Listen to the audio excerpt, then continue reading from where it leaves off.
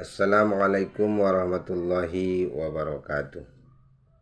Alhamdulillah, alhamdulillahillazi ja'ala ad-du'a silahul mu'min. Wassalatu wassalamu ala asrafil anbiya'i wal mursalin wa ala alihi wa ashabihi ajma'in. Amma ba'du, qala Allah ta'ala fil Qur'anil Karim. A'udzu billahi minasy syaithanir rajim. Bismillahirrahmanirrahim.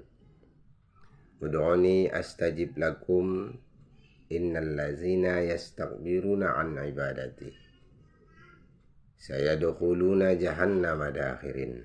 Shadaqallahul azim.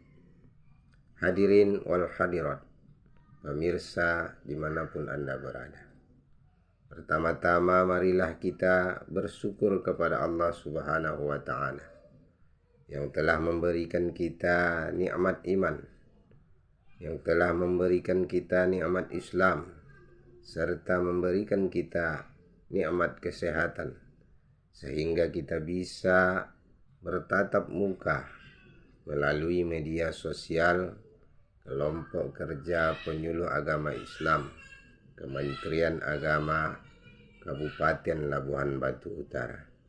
Sholawat serta salam semoga senantiasa tercurahkan kepada baginda Rasulullah Sallallahu Alaihi Wasallam, uswatun hasanah kita.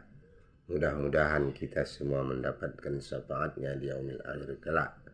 Amin ya rabbal alamin. Hadirin pemirsa yang dimuliakan Allah Subhanahu wa ta'ala, dalam mengarungi samudra kehidupan, kita pasti akan diuji dengan berbagai ombak cobaan, mulai dari masalah ekonomi, mulai dari masalah keluarga, begitu juga dengan masalah pekerjaan, bahkan hingga masalah penyakit yang ada di dalam tubuh kita.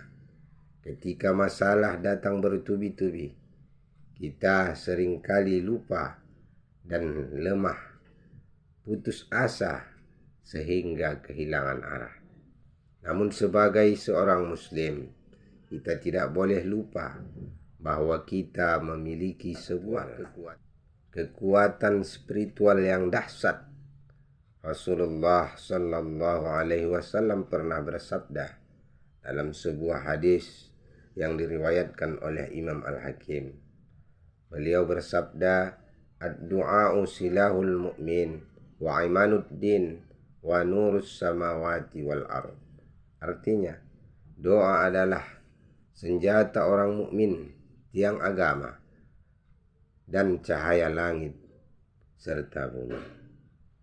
Kemudian saudaraku yang dimuliakan Allah Subhanahu wa ta'ala dimanapun Anda berada, menjadi pertanyaan bagi kita, mengapa doa disebut sebagai senjata? Untuk itu maka kita perlu mengetahui bahwa ada 3 hal yang perlu kita ketahui.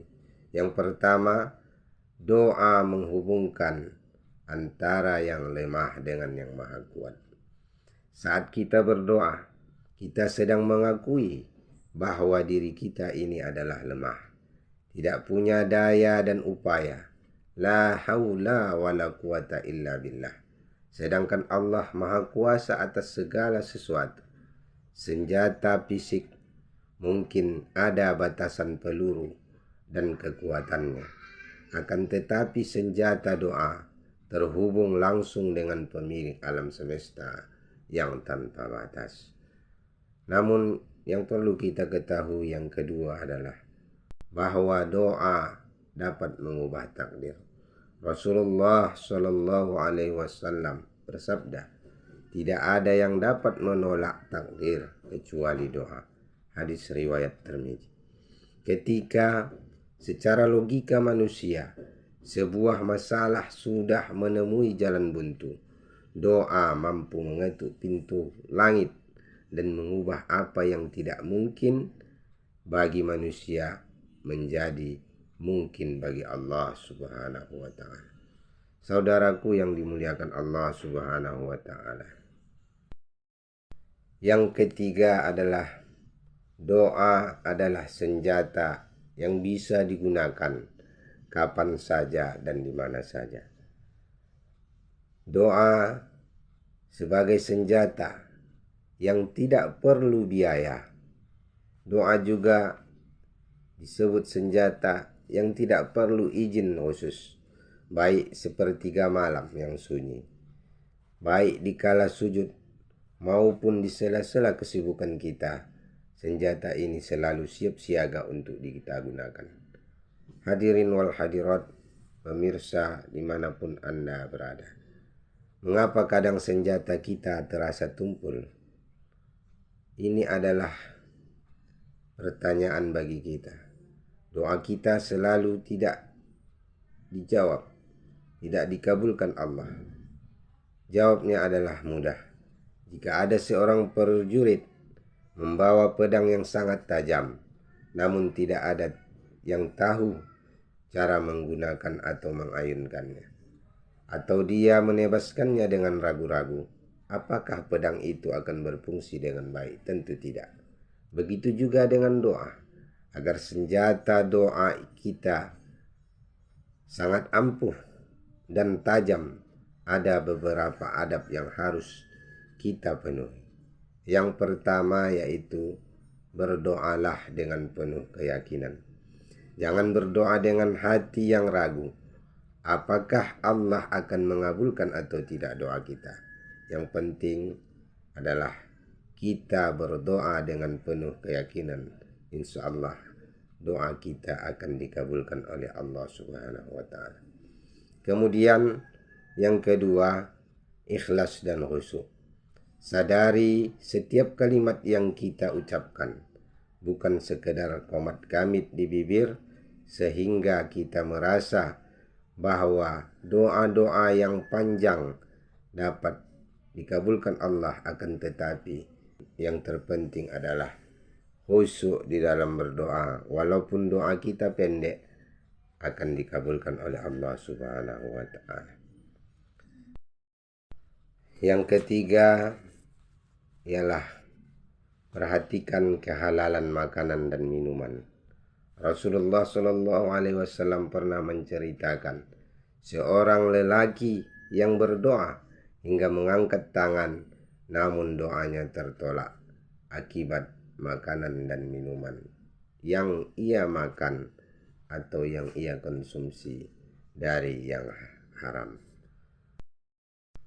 Saudaraku, dimanapun Anda berada, mungkin sampai di sini sebagai penutup.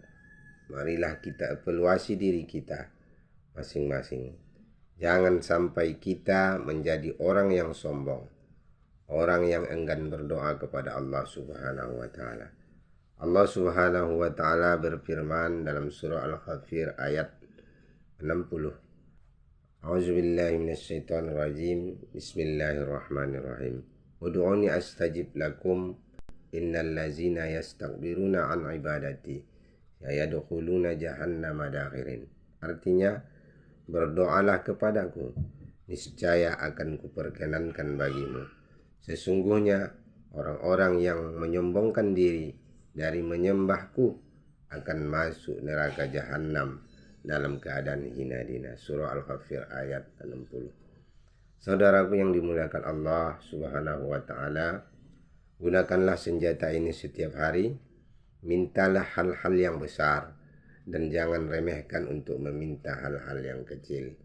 Mintalah ampunan, mintalah ketetapan iman, dan mintalah jalan keluar agar setiap masalah kita dapat dipecahkan.